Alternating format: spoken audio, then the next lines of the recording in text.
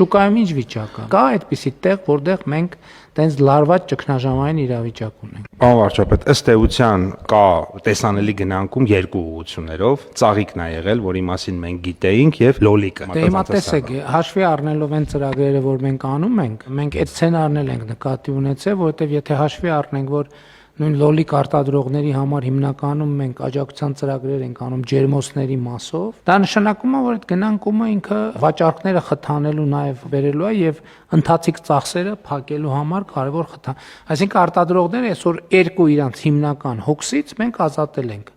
Այսինքն մի հոգսից երկու կոմպոնենտով՝ տոկոս, մայր գումար, վարկերի վճարումները եւ մենք քաջալերում ենք մեր բիզնեսին, որ ադապտացվի եւ սա կարծում եմ մեծ հաշվով